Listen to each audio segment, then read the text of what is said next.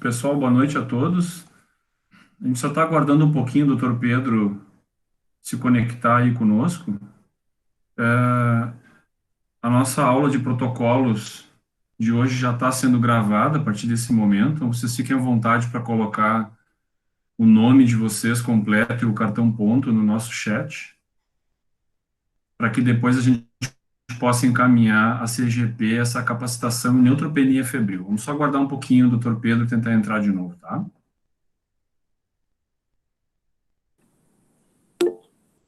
E aí, Oi, Pedro, tudo bem? tudo bom? Eu não estava te ouvindo. Acho que Tá, deu algum problema perfeito. no meu fone. Daí tinha dado uma trancada aqui na minha. Então, boa noite. Vi que já tem bastante gente aí. Então, Pedro, Estou à vou, disposição. vou, vou fazer a tua apresentação formal. A gente já começou a gravar essa aula, né? Porque ela é Uhum. enviada à CGP do Hospital de Clínicas para que a gente faça, então, a capacitação em neutropenia febril da nossa equipe multiprofissional da emergência. Em nome do serviço de emergência, eu agradeço ao serviço de oncologia, ao professor Sérgio Azevedo, ao Guilherme, né? Que te destacaram para essa apresentação aí conosco, né? Seja bem-vindo. Tá. E esse tema realmente é um tema muito importante e o nosso objetivo é estreitar cada vez mais as nossas relações com os serviços de apoio à emergência e sabendo que os pacientes oncológicos são muito demandantes dentro do nosso serviço, né? É uma das especialidades com maior volume de pacientes dentro do serviço de emergência. Então, nesse sentido, é muito importante nós estarmos aí uma relação estreita com vocês, falando a mesma linguagem, oferecendo o mesmo cuidado, né? E nós escolhemos esse tópico, que é um tópico muito importante do manejo clínico do paciente com neutropenia febril, onde a gente vai estar lidando de cenários com espectros bem variados, né? Cenários mais graves, onde a gente vai ter que ter uma ação rápida e decisiva, evitando mortalidade. Outros cenários onde nós poderemos até evoluir com deshospitalização precoce, né? Então, é nesse entendimento que nós te agradecemos aí a presença e a partir de agora, então, tu fica à vontade para apresentar a tua tela e começar a apresentação. Mais uma vez, muito obrigado. Viu? Tá bem, eu que agradeço o convite. Nessa época de pandemia, né, que a gente está cheio de atividades, eventos online, o único lugar da casa que eu consegui encontrar para vir fazer a aula hoje é a quarto do meu filho, como vocês podem ver, né, pelas bandeirolas e os desenhos lá no fundo. Né, foi o único lugar que me coube aqui na casa, que sobrou para mim aqui. Eu vou tentar compartilhar a minha tela aqui. Vamos ver se eu consigo projetar meus slides aqui.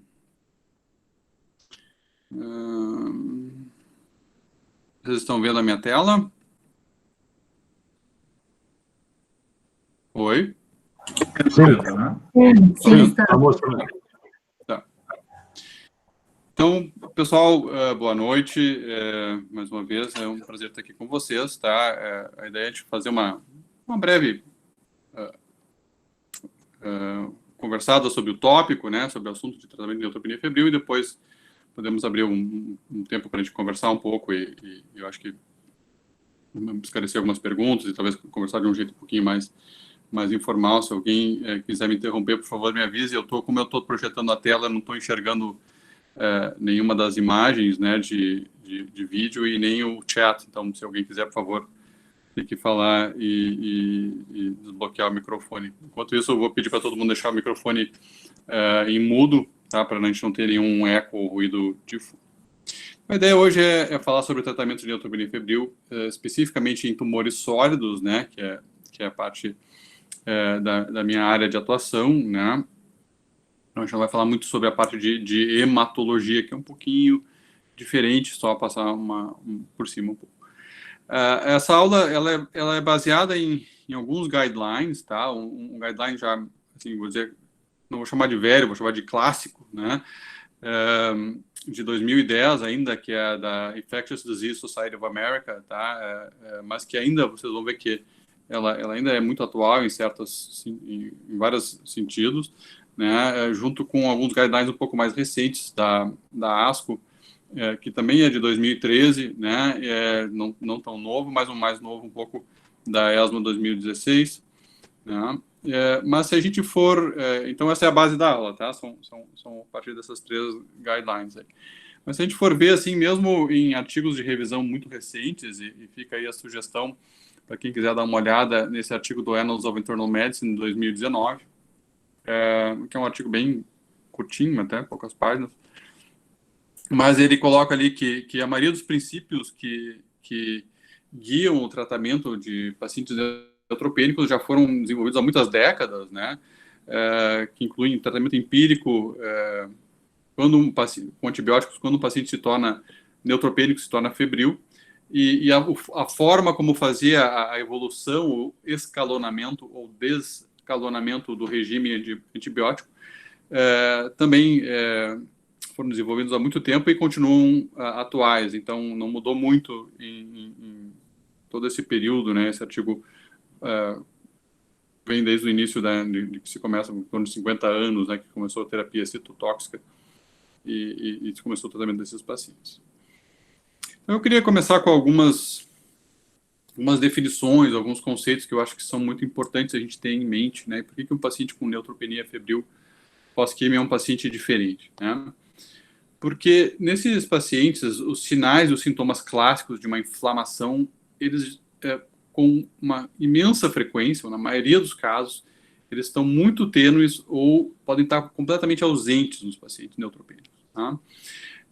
Os pacientes neutropênicos com infecções bacterianas de pele ou tecidos moles podem não ter absolutamente nenhum sinal de infecção, inflamação dessas regiões. Não tem edema, induração, eritema e calor, né? Os sinais muito clássicos que a gente aprende desde o início da medicina, né? Então, o paciente pode estar com uma infecção grave de pele e não ter absolutamente nada disso. Um paciente pode ter uma pneumonia e não ter absolutamente nenhum infiltrado ou sinal radiológico no raio-x. O paciente pode ter meningite e o líquido do paciente pode ser muito pouco alterado, com uma pleurocitose muito moderada. Tá? Pode haver infecção urinária e não ter piúria. Tá? E na grande maioria das vezes, o paciente neutropênico, a febre é o único sinal de uma infecção grave subjacente. Tá? Então, isso é um conceito muito importante para a gente ter em mente quando a gente está vendo um paciente pós-químio que fez febre, porque pode ter uma coisa muito grave e complicada iniciando e que, ao examinar o paciente, a gente não identifica nada além de muitas vezes é um relato de febre, né? Que o paciente esteve em casa e quando procura a emergência, eventualmente já tomou um antitérmico e nem febril está mais. Né? Mas a gente tende a levar isso muito a sério, porque pode haver completa ausência de qualquer outro fator clínico que a gente está muito acostumado a ver no dia a dia e que o paciente usual de emergência tem, geralmente, muito florido o quadro. Né?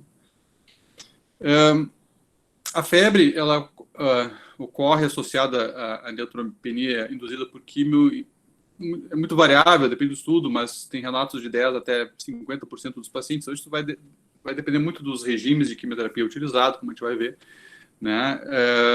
Mas em hematologia, como eu comentei, ele é muito mais frequente, pode ocorrer em mais de 80% dos pacientes. Né? Em torno de 1/3 dos pacientes com neutropenia febril tem complicações que vão exigir hospitalização, e a mortalidade do quadro neutropenia febril pode chegar a 10%. E se estima, né, que o custo social de uma neutropenia febril é bastante alto, né, por causa dos cuidados envolvidos. Dados americanos, não temos dados brasileiros que eu conheça, que uma hospitalização por neutropenia pode chegar a $15 mil. Né? Então, para a gente ter uma ideia do que envolve essa síndrome clínica. Né? Quais são os riscos que um paciente que está fazendo quimioterapia tem de desenvolver neutropenia febril? Tá? Então, são riscos relacionados ao próprio paciente, né? Como, por exemplo, a idade. Né? Um paciente idoso tem mais risco de fazer neutropenia febril. Isso, obviamente, está associado com a capacidade de recuperação medular após a exposição a um citotóxico. Né? A medula óssea de um paciente com mais de 65 anos ela tende a ser mais lenta para se recuperar, sofre mais, né, com a exposição ao citotóxico. O estado geral do paciente, que nós em oncologia utilizamos como parâmetro essa escala do ECOG, ou Performance Status, ECOG-PS, né, que vai de 0, né, que é o paciente absolutamente assintomático, até 4, que é o paciente moribundo, né, e 2 ou mais é um fator de risco para ter neutropenia febril. PS2 já é um paciente bastante doente, que não tem a capacidade de realizar suas atividades diárias, é bastante comprometida a capacidade de realizar atividades diárias, e ele passa a maior parte do tempo, mais de 50% do tempo, acordado, pelo menos sentado, né? PS3 é um paciente que passa a maior parte do tempo deitado, já tem dificuldade de realizar autocuidados, e um PS4 já é um paciente estágio terminal, ou acamado e muitas vezes moribundo. Estado nutricional, obviamente, como em qualquer infecção, é um fator de risco, uma albumina baixa, abaixo de 3,5 é o ponto de corte que se usa. Episódios prévios de neutropenia, então se o paciente já fez quimioterapia antes, já teve neutropenia, ele está em risco maior de se ter episódios subsequentes de neutropenia. E comorbidades, quanto maior o número de comorbidades, vai aumentando, vocês podem ver ali de 27 para 67, para 125% o risco de se ter neutropenia relativo a quem não tem comorbidades, né? E existem fatores relacionados à neoplasia que está sendo tratada, então, como vocês podem ver ali, leucemias agudas e mielodisplasias pode chegar a 95% de risco, né, de taxas de neutropenia. Isso tem muito a ver com o tipo de regime quimioterápico que você vai usar para tratar essa doença, né? Então, em doenças hematológicas, via de regra, vai se usar esquemas que são altamente tóxicos para a medula óssea, que é onde está situada a neoplasia do paciente. Então, tu queres mesmo causar uma morte celular intensa, é o teu objetivo, só que a gente não tem como escolher se vai matar células boas que protegem ou as células doentes, que são neoplásicas. Então, a gente utiliza quimioterápicos altamente mielotóxicos, e isso, obviamente, vai refletir numa taxa alta de neutropenia febril. Mas tem tumores sólidos, né, que também vão ter um risco grande, como sarcomas. Tem a ver muito também com os regimes que a gente usa, né, como a gente vai ver no slide a seguir, né, algumas medicações que a gente usa para sarcomas são altamente mielotóxicos, né, tumores germinativos, que envolvem poliquimioterapia em altas doses, câncer de ovário, até tumores como o câncer de próstata, que vão ter um risco muito baixo, né. Outra coisa que é importante é que alguns dos regimes, né, quimioterápicos vão causar maior ou menor dano a mucosas, né. A gente sabe que a translocação bacteriana de mucosas é uma das principais fontes né, de onde vem os germes, né, que vão causar o quadro de neutropenia febril. Então, quanto mais mucosite tiver aquele regime quimioterápico para tratar aquela determinada doença, maior vai ser também o risco de neutropenia febril. Estágios de doença mais avançada, né, vão trazer maior risco. Se a doença está com controle ou sem controle, faz diferença. Doença neoplásica descontrolada aumenta o risco, né? E doenças progressivas também vão ter maior risco de neutropenia febril. Tem a ver com o regime, então, como a gente comentou já muito, né, mas eu não vou entrar em detalhes sobre as medicações aqui. Isso também é uma coisa que às vezes é muito difícil de avaliar em ambiente de emergência, mas basicamente são algumas drogas que a gente usa para algumas doenças, como, por exemplo, ifosfamida ali, que está citado no meio da tabela. Não sei se vocês enxergam o meu cursor, mas 9 gramas por metro quadrado é basicamente a dose que a gente usa para tratar qualquer sarcoma, né? Então, se o paciente tem um sarcoma, geralmente ele vai fazer em torno dessa dose ou maior, então por isso, né, tem a ver com um risco maior, né? Doses altas de antraciclina, cisplatina, enfim, são vários, dependendo do quimioterápico, a gente vai ter um risco maior, e combinações de quimioterápicos, obviamente, trazem um risco maior do que terapias com droga única, né? E aqui a questão da mucosite, né, que eu já comentei, né, a quebra de barreira, né, vai ser um dos principais fatores que vão aumentar muito o risco de neutropenia. Isso tem muito a ver com qual tipo de quimioterapia. Alguns vão causar mais mucosite que outros. Fatores importantes como a profundidade da neutropenia, que a gente vai comentar a seguir, duração da neutropenia, ou outras citopenias hematológicas que podem estar associadas. O que é uma neutropenia por definição? Então, a ASCO, que é a Sociedade Americana de Oncologia Clínica, define uma neutropenia laboratorial como uma contagem de neutrófilos ou granulócitos em geral, que a gente considera, menor do que 1.000, tá? Absoluto menor que 1.000. Então, isso é uma neutropenia. A gente está neutropênico quando ele tem menos de 1.000 neutrófilos. Isso existe uma graduação, onde a maioria das entidades, como a Sociedade Europeia e a Infectious Disease Society, também consideram que abaixo de 500 neutrófilos absolutos é uma neutropenia severa, né? E uma neutropenia profunda seria sem neutrófilos. O termo usado em si não é tão relevante, mas eu acho que é importante ter ideia desses pontos de corte para a gente saber, primeiro, identificar se um paciente está neutropênico, né? Então, sim, se ele tiver menos de 1.000 neutrófilos, e saber a profundidade, ou quão grave essa neutropenia, se é abaixo de 500 ou abaixo de 100, esses pontos de corte, porque isso tem a ver com condutas que nós vamos ter que pensar em tomar depois, quando a gente avalia o paciente. Outra definição importante, né, que parece muito óbvia e muito simples, mas nem sempre é o que é febre, tá? Então, como é que a gente define febre, principalmente para esse quadro sindrômico de neutropenia?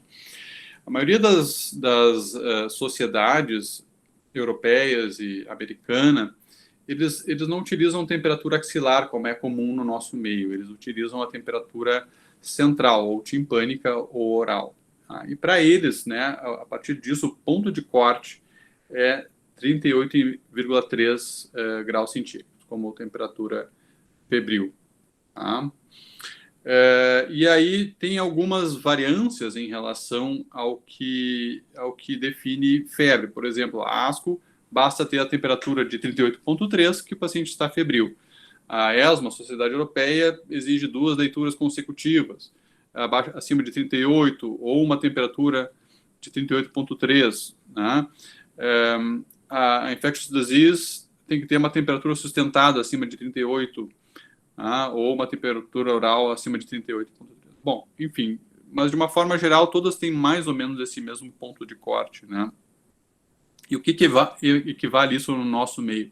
Se estima, a grosso modo, que a temperatura axilar, que é o que a gente geralmente utiliza, ela vai ter meio grau a menos do que a temperatura central. Então, 37,8 geralmente é o que a gente utiliza para definir febre no quadro da síndrome de neutropenia febril no nosso meio. Tá? Então, 37,8 para nós já passa a ser considerado febre por uma aproximação né, dessas definições que eu descrevi aqui. Né? A gente não usa temperatura retal no Brasil, mas em alguns lugares do mundo se utiliza, né? Mais em crianças, provavelmente, mas não se recomenda, principalmente pelo risco de quebra de barreira de mucosa. Então, o que é uma neutropenia febril? A definição de neutropenia febril. Então, é essa febre que nós acabamos de definir, com uma neutropenia severa, 500 neutrófilos ou menos, menos de 500 neutrófilos, ou, como é muito mais comum, a gente ter um paciente que está com neutropenia e que nós temos uma expectativa, ou a gente acredita que esse paciente possa vir a ter uma queda progressiva de neutrófilos que fique abaixo de 500, certo? Então, aqui tem uma nuance importante para entender, né? Então, um paciente com 800 neutrófilos, né, se esse paciente está se recuperando, né, talvez a gente não fique tão preocupado e não ache que tem que correr tanto para tratar esse paciente, do que um paciente que está em plena queda de neutrófilos, no início daqui, né, mais próximo do dia que ele aplicou a quimioterapia, e que a gente acha que essa queda pode ocorrer até um nível abaixo de 500. Na dúvida, a gente acaba tratando, muitas vezes é difícil da gente saber isso quando o paciente chega num ambiente de atendimento hospitalar, né, e na dúvida a gente acaba tratando, via de regra, pacientes com neutrófilos abaixo de 1000 e febre. Tá? Mas a definição oficial é essa que nós estamos vendo aqui. Quando a gente recebe um paciente com neutropenia febril, a gente tem que avaliar se esse paciente tem uma neutropenia febril de risco alto ou risco baixo. Isso vai ser importante para a gente definir como é que nós vamos manejar esse paciente. Então, existe essa escala aqui, que é a MASC Score, tá? Em que ela vai avaliar algumas questões relacionadas ao paciente e ela vai dar uma pontuação para isso. Quanto maior a pontuação, menos grave ou mais baixo o risco é o paciente, né? Onde o ponto de corte é 21. Tá? Então, são perguntas bastante simples, é a avaliação do estado geral do paciente. Se o paciente está pouco ou nada assintomático, ganha 5 pontos. Se for um paciente, obviamente, toxêmico, ele vai ganhar nenhuma pontuação. Né? Avalia-se a pressão, né, sistórica, que tem que estar acima de 90, ou seja, o paciente não pode estar chocado, isso né, parece bastante claro. Se tem história de DPOC, se há uma história prévia de infecção fúngica em algum momento passado do paciente, se ele está desidratado, então, de novo, alguns sintomas geral de sepse, né? Se o paciente começou a sua febre quando ele estava em casa ou hospitalizado, isso é muito importante, obviamente, por causa da questão de resistência antimicrobiana. E a idade do paciente, aqui na escala, eles usam um ponto de corte de 60 anos e não 65. Então, se o paciente vai somar 21 pontos ou mais, ele é considerado uma neutropenia febril de baixo risco. Se ele tem uma soma abaixo de 21, ele já passa a ser um paciente de alto risco. Tá? Quais são outros fatores importantes para a gente considerar uma neutropenia de baixo risco? Se o esquema de quimioterapia utilizado, a gente antecipa uma neutropenia de curta duração, ou seja, menos de uma semana. Tá? Isso é geralmente a regra em tumores sólidos, diferente de quando a gente fala de doenças hematológicas, principalmente as leucemias. Às vezes, com tratamento de leucemias, mielodisplasias, mielomas, enfim, o paciente pode ter uma neutropenia bastante prolongada. Tá? Mas na maioria dos tumores sólidos, a gente espera 7 dias ou menos de neutropenia. Então, isso é uma coisa que a gente avalia. Quando a gente acredita que a neutropenia vai ser profunda, como a gente definiu no slide anterior, ou seja, que o paciente vai chegar a menos de 100 granulócitos, isso às vezes acontece, também vai depender muito de fatores especialmente como quais são os tipos de quimioterápicos utilizados.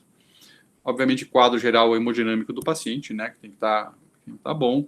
Se tem uma infecção, um sítio de infecção identificado ou não, tá?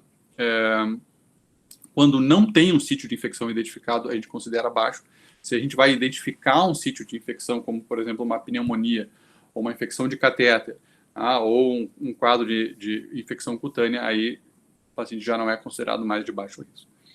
E, obviamente, estado de comorbidades associadas do paciente, né? No clínicas, especialmente, nós temos uma combinação muito grande de pacientes que têm, às vezes, doenças crônicas graves, importantes, que vêm a desenvolver um câncer ao longo da sua vida e que acaba tendo que tratar, e isso vai associar, então, um risco maior de ter uma neutropenia de maior risco. Quando a gente avalia as comorbidades, assim, tem uma lista bem longa, né? Eu não vou entrar em todas as coisas, obviamente, e isso está disponível lá no guideline da ASCO, de tratamento ambulatorial de neutropenia febril, para quem tiver interesse de olhar com mais detalhe, mas obviamente são coisas assim que vão nos trazer uma ideia de que o paciente é um paciente cronicamente doente, né?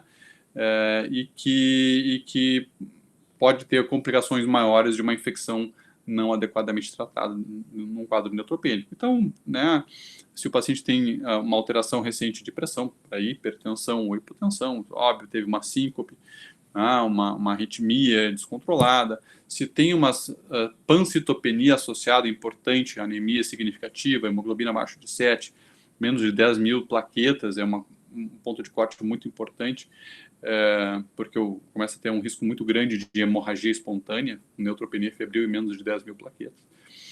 Isso também, de novo, é muito mais frequente em quadros de tratamentos de doenças hematológicas do que de tumores sólidos.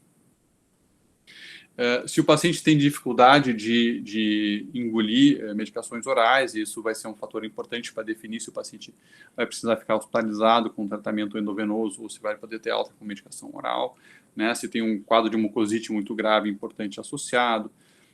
Se tem distúrbios orgânicos associados, como hepático, neurológico, quadro respiratório, enfim, então, insuficiência renal. Então, o paciente precisa ser, além de todo o quadro da avaliação do score do MASC, a gente tem que ver o contexto do paciente, que outras doenças que ele tem, né, e se vai, para poder decidir se esse paciente é considerado de baixo risco ou não, e para poder, com isso, definir se o paciente precisa ser hospitalizado e fazer o tratamento da sua neutropenia febril no hospital, ou se ele pode tentar tratar esse quadro num ambiente fora do hospital. Seguindo todos esses cuidados, né, avaliação de MASC, de comorbidades, qual é o risco de, ainda assim, acontecer uma complicação grave, né, ao categorizar um paciente de baixo, como neutropenia de baixo risco? É algo em torno de 5 a 10, 11%. Tá? Então, mesmo quando a gente avalia um paciente, considerar ele como, ou ela como um quadro de neutropenia febril de baixo risco, a gente tem que ponderar que, mesmo assim, uma parcela pequena, mas não insignificante, pode vir a complicar e agravar o quadro. Tá? E o que a gente tem que pedir de exames iniciais para avaliar um paciente que chega na emergência com queixa compatível com uma neutropenia febril? Então, obviamente, um quadro de hemograma completo, né? A função renal e hepática, e eletrólitos básicos. Tá? Hemoculturas são essenciais sempre em pacientes neutropênicos, 2 amostras, como é de praxe, mas a gente tem que sempre lembrar que é muito frequente pacientes oncológicos ou hematológicos terem catéteres, né? A gente usa muito catéter implantável, e quando o paciente chega com neutropenia febril e tem um catéter, o catéter tem que ser culturado, porque não é infrequente que o catéter seja a fonte da contaminação e da neutropenia febril. Tá? Então, a gente nunca pode esquecer de culturar o catéter também, não apenas as hemoperiféricas. E né, o tempo de positivação do catéter versus o tempo de positivação de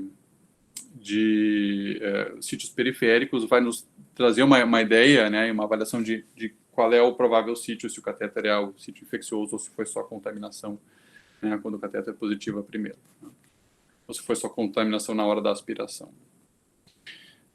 Raio-X de tórax é um exame muito frequentemente solicitado, mas ele tem um baixíssimo rendimento pela razão pela qual a gente falou. Muitas vezes o paciente pode, inclusive, ter uma pneumonia e não ter absolutamente nenhum infiltrado ou consolidação. E a razão para isso é muito óbvia: o paciente não tem leucócitos, não tem neutrófilos para fazer consolidação pulmonar, né? E outros marcadores que são comuns em quadros sépticos, como, por exemplo, PCR ou mesmo lactato, não são muito úteis em síndrome de neutropenia febril. Tá? Eles não têm uma correlação boa com desfechos ou evolução clínica.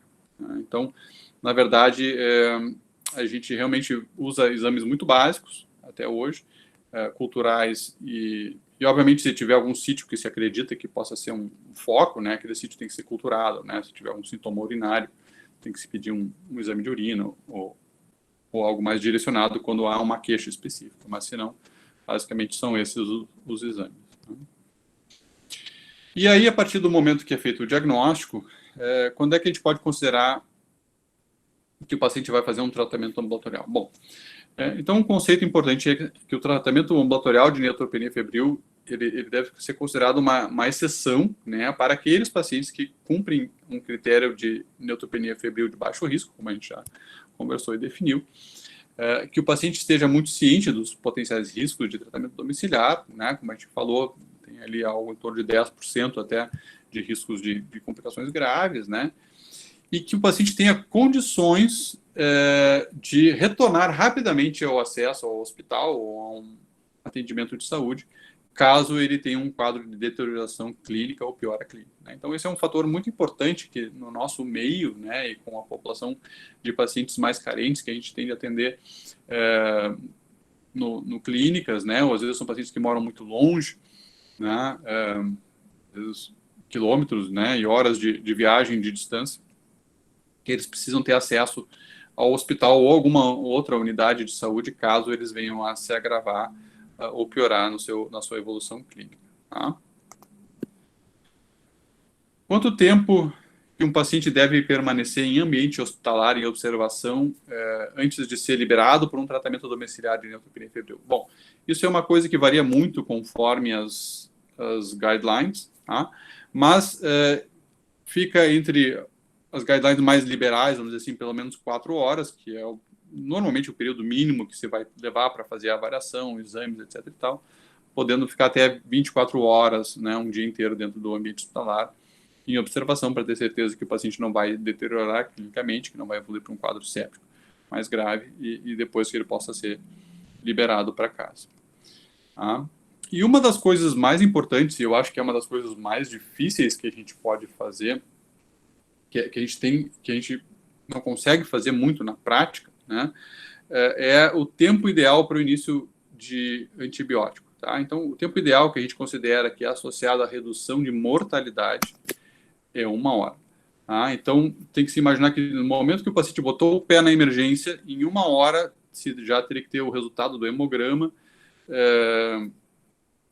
ter avaliado o paciente, feito o MASC e já dar a primeira dose de antibiótico, que pode ser oral ou endovenosa, né? Mas esse é o ponto de corte. Eu acho que até hoje o que eu melhor vi em relação a isso foi 2 horas, em termos de avaliação aqui no nosso meio, né? Avaliação e medicação, que era muito bom, mas não era ainda, vamos dizer assim, o ideal, né? Normalmente a gente leva bem mais do que isso, um hemograma, não sei quanto é que está levando hoje na emergência, mas imagino que seja no mínimo algo em torno de 1 hora ou 2 para se ter pronto, né, um resultado. Depois a gente pode até conversar um pouquinho sobre isso. Mas se a gente fosse pensar no que seria o padrão ouro, é ter o paciente sendo medicado com antibiótico terapia em até 1 hora.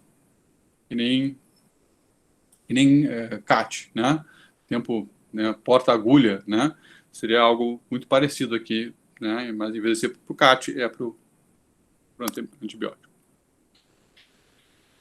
Esse slide aqui é da guideline da IDSA e ainda é um slide relativamente corrente e atual. Quais são os principais patógenos que a gente vai isolar em quadros de pacientes neutropênicos? Isso, obviamente, vai variar conforme a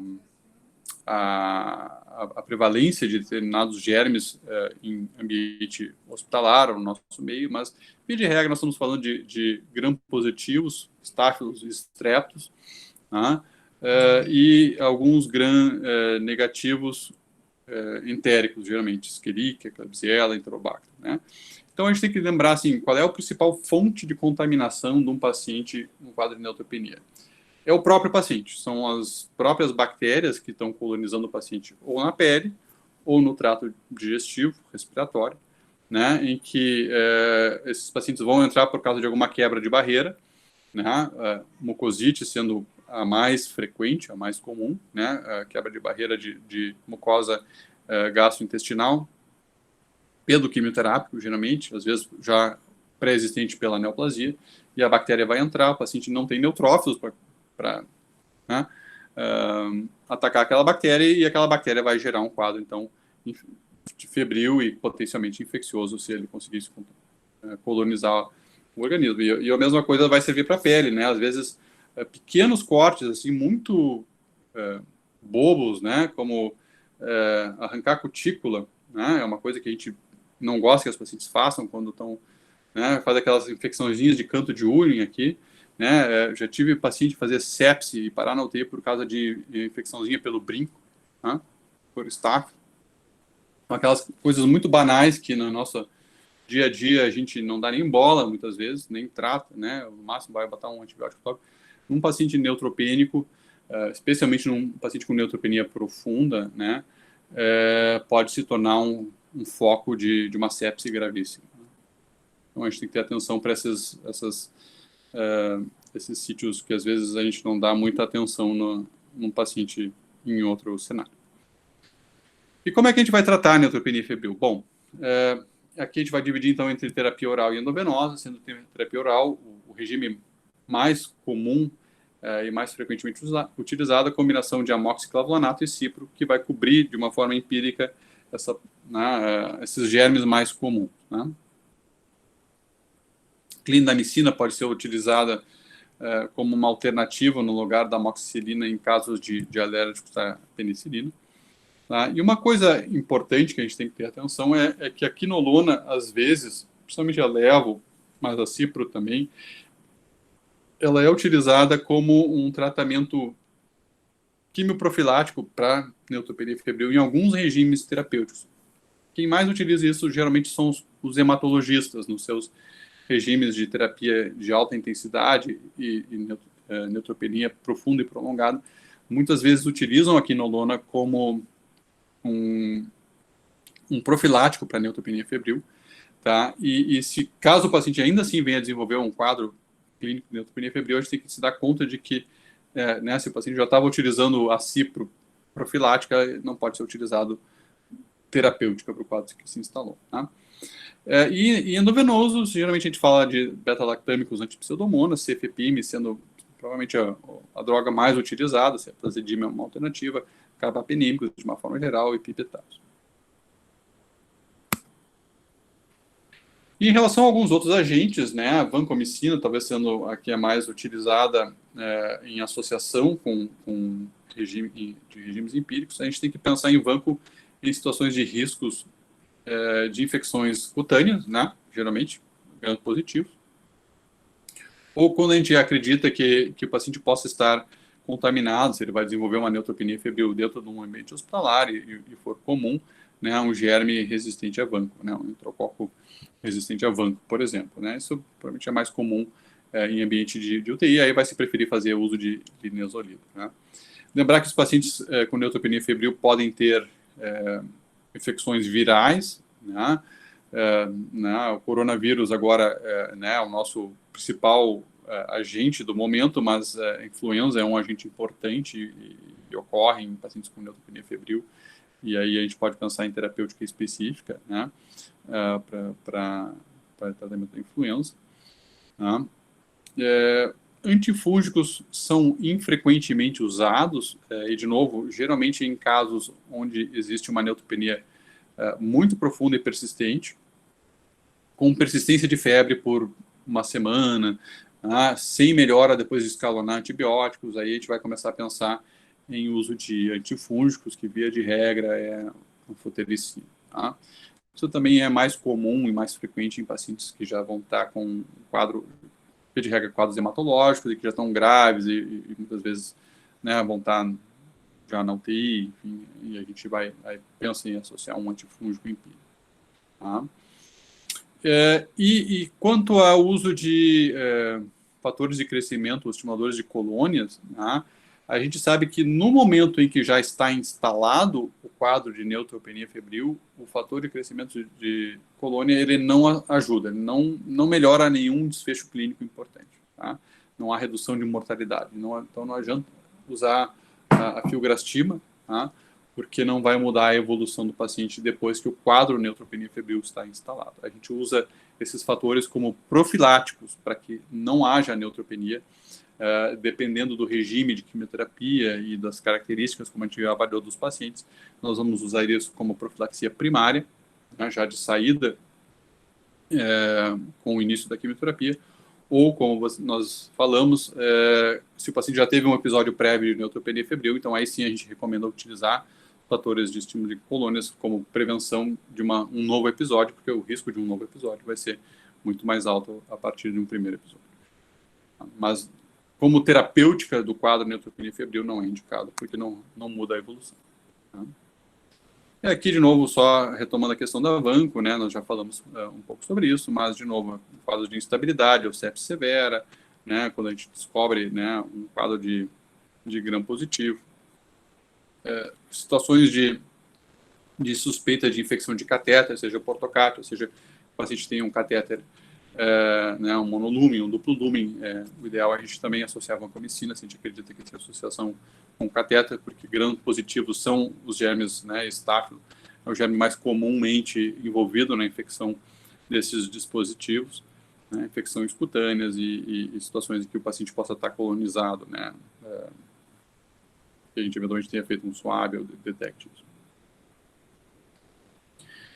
Aqui, de novo, a questão do uso de quinolonas prévios como profilaxia, né, que a gente comentou um pouquinho antes, né, a gente sabe que a quinolona ela vai reduzir o risco de ocorrência de quadros neutropênicos mais graves e hospitalização, mas, por outro lado, ela induz resistência bacteriana e induz a ocorrência de estáfilos resistentes. Então, a gente, quando o paciente utilizou fluoroquinolona como profilaxia, tem que se considerar vancomicina. Mesmo vale para quadros de mucosite muito grave.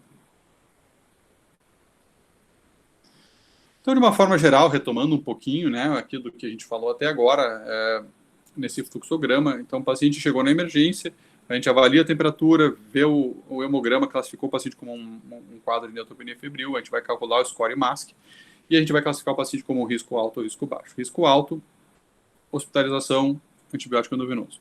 E o risco baixo, esse sim pode ser avaliado para se começar com uma medicação endovenosa e depois passar para uma medicação oral, ou eventualmente se pode já começar diretamente com a medicação oral e seguir a partir daí, tá? Sempre lembrando aquilo que a gente comentou, que o tempo padrão ouro para a administração da primeira dose de antibiótico, independentemente de qual é a via, seria algo em torno de 1 hora a partir do momento da chegada do paciente. E entrando um pouquinho mais na filigrana, nesse outro fluxograma, né, mesma coisa, classifica o paciente com neutropenia febril, classifica em risco alto, risco baixo, descendo ali a coluna, nós vamos pensar em antibiótico oral ou EV, oral cipro e clavulanato, amoxicilina e clavulanato geralmente é o esquema mais utilizado, com uma observação aí de algo em torno de 4 a 24 horas, para ter certeza que o paciente não vai ter uma deteriorização do quadro clínico, tá? E que ele tenha condições, avaliar que o paciente tenha condições de poder retornar ao hospital, que o paciente está tranquilo, né? E aí sim poder liberar para o paciente seguir o tratamento em casa. Ou antibiótico terapia endovenosa, no caso de pacientes que não possam receber medicação via oral, ou que a gente, por alguma razão, julgue que ele precisa ficar em observação mais tempo. E o alto risco vai direto para antibiótico endovenoso, cefepime sendo, né, o que a gente mais comumente utiliza, que é o padrão do clínico, mas podendo ter outras alternativas, como a gente colocou ali previamente. E aí, sim, conforme a evolução do paciente, ao longo dos dias seguintes, vai se avaliar se ele pode passar para antibiótico oral e eventualmente ter uma alta mais precoce, ou se ele precisa, pelo contrário, ser escalonado antibióticos e se intensificar as medidas terapêuticas. Né? Quanto tempo a gente trata uma neutropenia febril? Então, a gente trata, via de regra, até ter mais de 500 neutrófilos, e o paciente ficar pelo menos 2 dias afebril. Então, o paciente entrou com neutropenia febril, né? A gente começa a tratar, parou a febre, passou 2 dias sem febre, e o paciente já está com mais de 500 neutrófilos, mesmo que ainda esteja abaixo de 1.000, ou seja, dentro daquilo que a gente ainda considera neutropenia, mas a gente está vendo que está subindo, né? E não cresceu nada na hemocultura, pode parar o tratamento. Isso geralmente vai exigir algo em torno de pelo menos uns 5 dias de tratamento, até que a gente tenha o resultado das culturas e aguarde a evolução do paciente. Tá? Se tem uma síndrome clínica específica diagnosticada, como uma pneumonia, a gente vai tratar de acordo com aquela síndrome clínica. Né? Então, a gente não reduz o tempo de tratamento. Então, pneumonia vai tratar por 1 ou 2 semanas. Né? Se tiver um agente isolado no sangue, né, nós vamos tratar aí por 10 dias ou 15 dias. Tá? E se o paciente persiste prolongadamente neutropênico, por exemplo, isso pode acontecer geralmente em pacientes hematológicos, com menos de 500 neutrófilos, mas ele está afebril há mais de 2 dias, a gente pode manter um tratamento empírico por até 1 semana, se não crescer nada na hemocultura, é considerado seguro se suspender o tratamento, mesmo que ele ainda continue dentro daquilo que a gente considera uma neutropenia severa pelos exames laboratoriais. A gente, sempre lembrando, né, o fato do paciente estar neutropênico não quer dizer que ele precisa ser tratado, a gente precisa tratar essa síndrome associada de neutropenia e febre. Então, o paciente permanecendo neutropênico, não tendo mais febre, estando bem, né, depois de uma semana de tratamento, é considerado seguro e razoável de suspender antibióticos, se todo o quadro clínico do paciente for concordante, obviamente. E algumas dicas aqui, só para a gente, né, encaminhar já a aula para o fim, né, quais são os cuidados gerais com neutropênicos. A gente já não faz mais isolamento, como se fazia antigamente, né, não é necessário de uma forma rotineira. Talvez hoje, na época Covid, seja adequado a gente pensar, né, em isolamento de um paciente neutropênico, mas até então não era uma recomendação rotineira, né. Aquela história de cozidos e fervidos, aquela dieta clássica de neutropênicos, né, isso não é necessário a gente tomar essa medida, não há nenhuma comprovação de que isso reduza o risco de complicações, né, o paciente pode comer frutas e verduras frescas e cruas que estejam adequadamente higienizadas, né, alimentos geralmente tem que ser de boa procedência, né, que eu coloquei, ou seja, né, a gente tem que ter certeza que o alimento foi adequadamente produzido, higienizado e bem armazenado para ser alimentado. Aqui o risco de contaminação alimentar, obviamente, é uma preocupação, né. O paciente não pode deixar de fazer a sua higiene, não tem nenhuma contraindicação de escovar os dentes, né, ou se banhar, né, isso é uma coisa importante, porque, né, às vezes a gente tem que dar um reforço aí para o paciente que precisa, né, manter os seus hábitos normais de higiene, né. Via de regra, limitar visitas, né, para que não tenha transmissão de doenças infecto-contagiosas virais. Agora, na época de coronavírus, nem se fala, né. A gente evita coisas como plantas, né, e como que brincadeira, o PET só por WhatsApp ou FaceTime, né.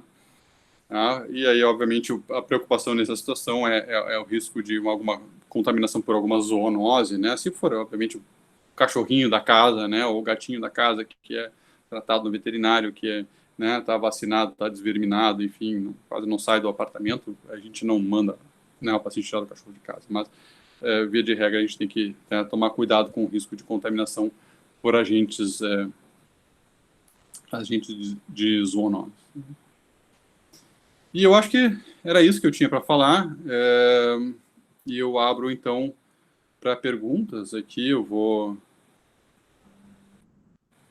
tirar compartilhamento da tela. E aqui somos nós, né? Isso aí, Pedro. Nesse período de pandemia aí. Obrigado, Pedro, pela tua aula. A gente abre, então, para questionamentos e perguntas. Alguns desses questionamentos eu já havia colocado aqui numa lista e tu foste respondendo eles ao longo da tua apresentação, né? Em relação às nossas rotinas de emergência, que eu acho que isso é muito importante a gente aproveitar esses minutos que a gente tem aqui, também com a presença do professor Sérgio, com a enfermagem, os nossos residentes e contratados aqui na reunião, né? A gente tem uma preocupação muito grande com os neutropênicos na emergência, sabendo que, seguidamente, a nossa emergência está numa lotação fora do ideal, né? Então, eles são priorizados nas listas de internação, eles são colocados para cima da lista, liberando leitos masculinos ou femininos, esses pacientes são priorizados para internar. A gente sabe que isso, eventualmente, não acontece dentro do tempo ideal, mas essa é uma preocupação que a gente tem, tanto nos turnos que a gente revisa os pacientes de manhã e à tardinha, quando se monta a lista do NIR, a gente tem essa preocupação sempre em priorizar os pacientes neutropênicos, né? Os nossos tempos aí de administração de antimicrobianos, do último mapeamento que foi feito, ele estava em torno de 90 minutos, 1h30, tá? Esse é o mapeamento do ano passado, 2019, e a gente está agora buscando dados no sistema para a gente poder avaliar no ano de 2020 como é que estão os nossos tempos. E como tu disseste, tempo é músculo cardíaco, tempo é neurônio, a emergência trabalha muito com tempo e antibiótico terapia para neutropenia febril ou para sepse, o tempo de administração é fundamental, né, Pedro? Uma pergunta que eu ia te fazer, que eu acho que é uma pergunta que é importante até para a enfermagem, é em relação ao manuseio do catéter implantado, tá? porque a gente sabe que o catéter, a gente tem essa questão do cultural catéter, mas também sempre se tem algum receio de manipulação do catéter.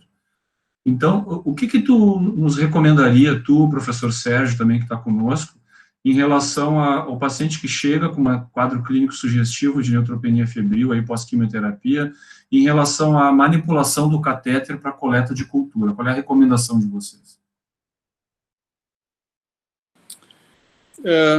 Bom, primeiro, obviamente, o catéter tem que ser mexido por alguém que tem alguma experiência para fazer isso, né? Nem toda a equipe de enfermagem tem essa experiência, né? E tem que se usar o Stocan, né? Que é a agulhinha aquela especial para Portocat, né? Que é a agulhinha em 90 graus com o fixador aqui, né? Mas não é nada assim, eu acho que não é nada de outro mundo, né? Eu acho que com um treinamento da equipe de emergência não há nenhum, tendo material disponível, né? Não há nenhum problema de se puncionar ali, coletar um pouco de sangue, né? E depois tu vai tirar a punção, não vai manter, né? O ideal é só para a gente ter um cultural adequado, né? Acho que isso é uma coisa que seria bem adequada, né?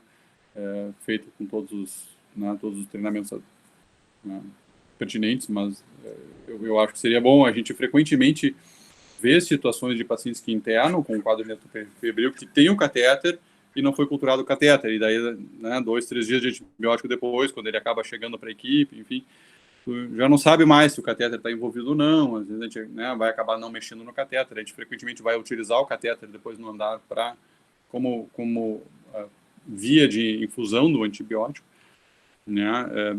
Também pode ser pensado isso, né, que o catéter pode ser culturado e depois utilizado como a própria via de infusão do antibiótico num primeiro momento, né? A gente frequentemente utiliza para isso, né? A gente evita de usar o porte para outras coisas, como analgésicos, né? Não ser situações muito especiais, né? Mas via de regra a gente reserva para o quimioterápico e também para antibiótico terapia em casos de neutropenia febril é possível de utilizá-lo e é uma boa via, né? Então a gente pode pensar que isso seja uma coisa bem factível de ser feito, né, na prática. Sérgio, não sei se tu queres complementar alguma coisa. Eu queria cumprimentar o Pedro pela aula, o José Pedro pelo convite, e acho que a minha resposta para essa pergunta é usar o catéter. Acho que tem que ser usado com os cuidados para coleta e tem que ser usado para antibiótico terapia, a menos que haja uma óbvia infecção de tecidos moles ao redor do catéter. Nem todo o paciente que tem cultura positiva, independente do germe, com alguma discussão sobre estáfilo, vai perder o catéter. E com alguma frequência nós conseguimos esterilizar esse catéter através do uso do catéter para antibiótico. Inclusive, nos catéteres que têm duplo lúmen, a recomendação é usar antibiótico uma vez num, uma vez no outro, para tentar preservar e ou esterilizar o catéter. Essa é uma colocação importante, professora. Aproveito aqui a professora Maria Luísa, que é a nossa professora-chefe da enfermagem, para a gente poder revisar isso com a nossa equipe, né, com as colegas. A professora Margarita também está aqui conosco, para a gente poder realmente, porque eu tenho essa sensação que, como o Pedro relatou, que a nossa preocupação é na coleta das culturas, no começo rápido do antibiótico, estabilização do paciente, mas muitas vezes a questão da coleta pelo catéter, ela fica para trás realmente nesses pacientes, né? Então, acho que esse é um ponto de melhoria dessa reunião, da gente poder ter esse olhar, esse cuidado em relação à capacitação da manipulação, da punção do catéter, da coleta da cultura e da administração, então, de antimicrobiano. Acho que isso é um ponto bem importante aqui para nós na reunião, né? Boa noite, pessoal. Parabenizo e agradeço também a participação do Dr. Pedro e do Dr. Sérgio. Sou professora Maria Luísa, então, já no 4º ano de gestão da enfermagem da emergência. Nós temos vários enfermeiros presentes hoje, eu quero que eles se sintam à vontade também, porque é o pessoal que está na ponta, né, de tirar dúvidas. No Hospital de Clínicas, eu já estou há bastante tempo, assim, em cargo de gestão, existe uma, como é que eu vou dizer,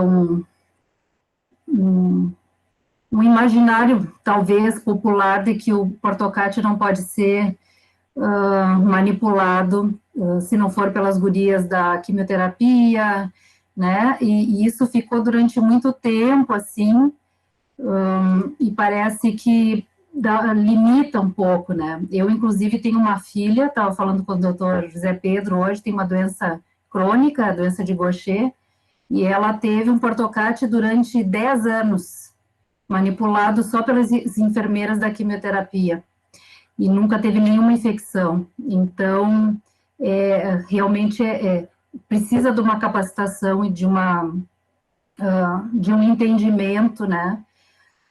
Mas a gente está aberto para poder, embora a nossa equipe seja grande de enfermeiros, que eu acho que é o profissional que pode se capacitar para isso, o nosso desafio é uma equipe tão grande conseguir ser capacitada ao ponto de não causar nenhum dano ao paciente, né? Mas eu acho que a gente pode continuar esse diálogo e ver as possibilidades para que a gente possa qualificar o cuidado e desmistifique um pouco a questão do catéter, né? O uso no hospital fora dessas áreas mais especializadas. Perfeito, professor. Acho que essa é uma grande oportunidade que a gente tem de melhoria, né? Além da preocupação com o tempo do antibiótico terapia, como o Pedro muito bem colocou.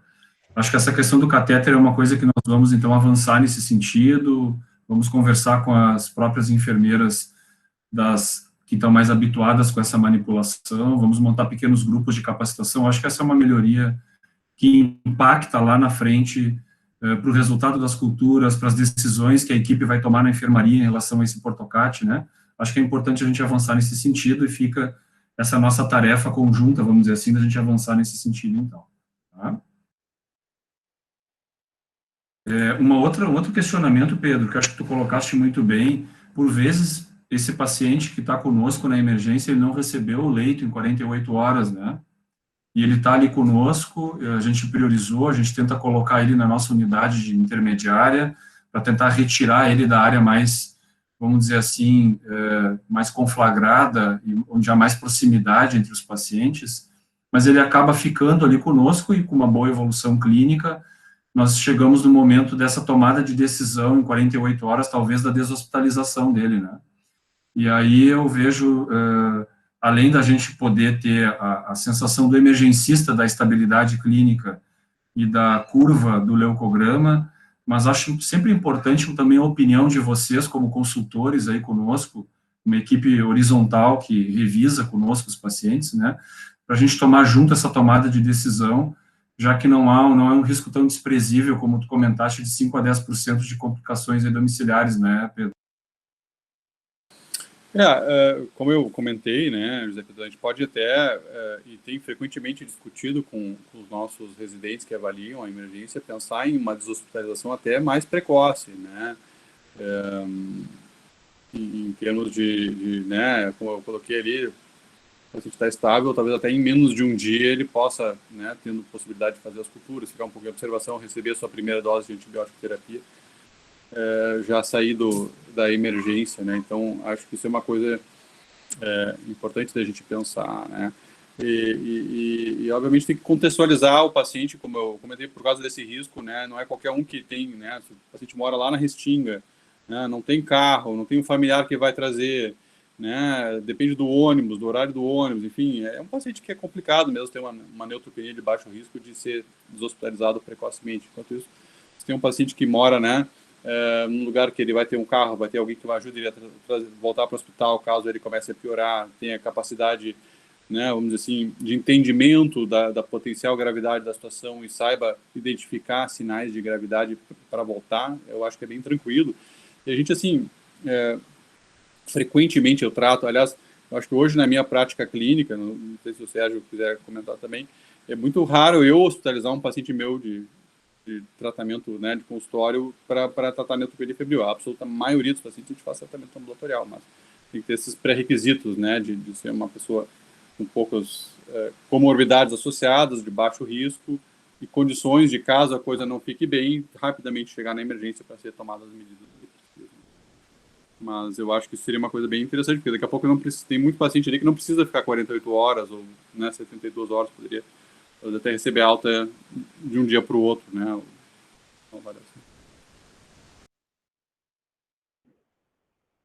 Acho que essa tomada de decisão, né, professor Sérgio, envolve o nosso estreito contato com o residente, enfim, o contratado da consultoria, né? Isso é muito importante, porque por vezes fica essa dúvida, e ainda mais agora nesse cenário da pandemia, nós adotamos a coleta sistemática de PCR de rastreio para coronavírus dos nossos pacientes, né?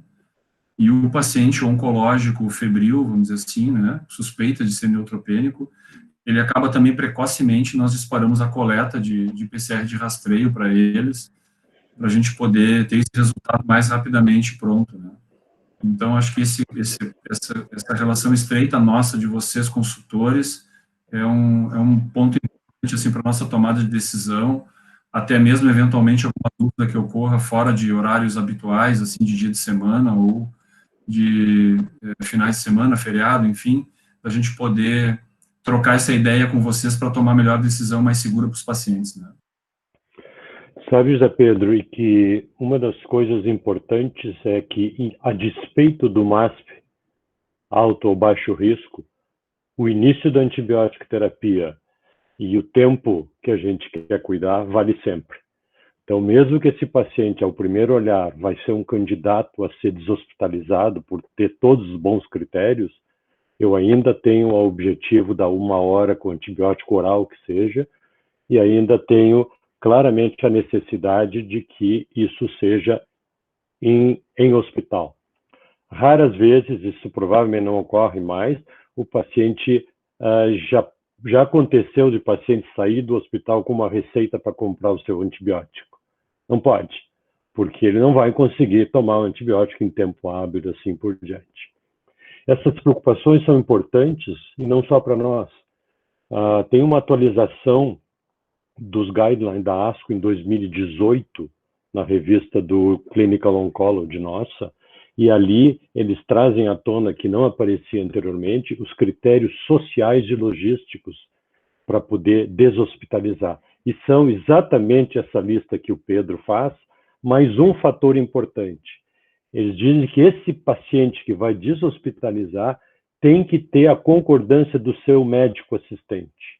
Ou seja, algo que os nossos pacientes não têm. Nós somos o médico assistente dele. Então, na comunidade, eles podem ficar desprotegidos.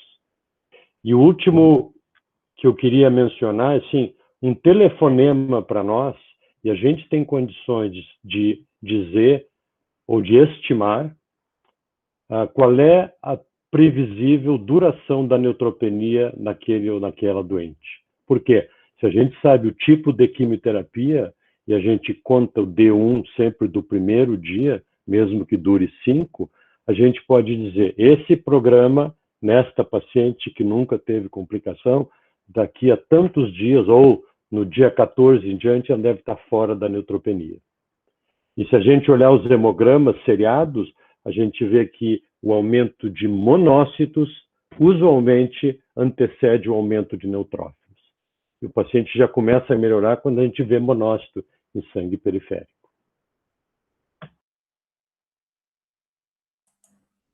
Perfeito. Essa preocupação da antibiótico terapia, como vocês comentam, é uma constante nossa, tanto que a gente sabe do perfil e das dificuldades dos nossos pacientes, né, como vocês muito bem comentaram, e nós temos isso bem pactuado com a nossa farmácia satélite da emergência, para poder dispensar o esquema antimicrobiano para esse paciente, na maioria das vezes, levar o esquema para casa e poder completar o seu ciclo em casa, porque isso, a gente sabe das limitações econômicas, enfim, de acesso e atrasar a dose, enfim, né? Então, isso é uma coisa que os nossos colegas aí contratados têm essa preocupação da gente dispensar os antibióticos, e acho que isso é um ganho e não é um custo, né? Pensando no paciente e no nosso sistema e a estrutura que a gente tem, que é bastante precária, né? Fora, para muitos deles, né? Então, isso acho que é um dado importante de vocês saberem que a gente, via de regra, costuma dispensar os antibióticos para eles levarem para casa e completarem o seu tratamento e depois procurarem vocês conforme a orientação, né? Eu queria deixar aberto aqui para a gente finalizar, algum colega que queira fazer algum comentário, alguma pergunta a mais. Já completamos aqui 1 hora do nosso evento, né? Agradeço mais uma vez aí o Serviço de Oncologia, quero já lançar mais um desafio, que é para 2021, professor Sérgio, agora que está tão próximo, nós vamos programar uma reunião dessas para conversar sobre o paliativismo na emergência, né? Temos conversado bastante com a equipe do Núcleo de Cuidados Paliativos, equipe da dor, né? Sempre é um assunto muito palpitante, sempre foi, e agora também no cenário do coronavírus, nós estamos nos deparando com vários cenários de terminalidade de pacientes, não só oncológicos, mas os mais variados cenários, né? E então esse é um tema muito importante, conversei com a Advânio há umas 2, 3 semanas atrás, pensando inclusive na nossa migração para a área futura da emergência, né? E nós já migrarmos para lá no ano que vem, já com essa ideia e com essa equipe bem encadeada, que envolve o serviço social, que envolve a farmácia, que envolve a medicina paliativa, a dispensação de fármacos para dor. Enfim, eu acho que é o momento da gente aproveitar, sentarmos todos juntos numa reunião como essa e tratarmos dos cuidados paliativos dentro do serviço de emergência, né? Eu deixo aqui esse desafio e o convite para programarmos essa futura reunião, professor Sérgio e Pedro. Muito obrigado, Pedro, fica à disposição. Não, certamente eu acho que é sério isso e acho que a gente quer participar, sim.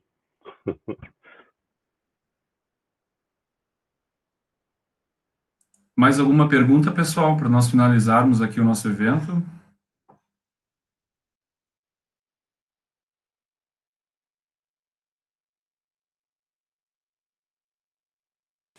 A enfermeira Thais coloca aqui a questão da manipulação do catéter, como a professora Maria Luísa comentou, né? Então, acho que é um tema bastante interessante da gente poder evoluir nesse cuidado da manipulação do catéter, tá?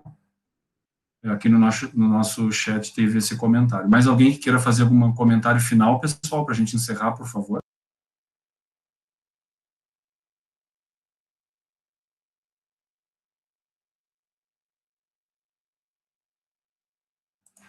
Bom, acho que é isso então. Muito obrigado, uma boa noite a todos e vamos manter essa nossa relação estreita com a oncologia, evoluindo nos nossos cuidados conjuntos, opiniões de consultores, né?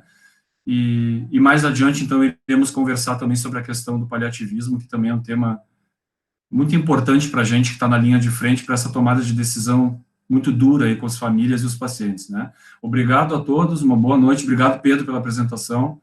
Estamos à disposição, tá? Tchau, tchau. Boa noite, pessoal. Bom descanso.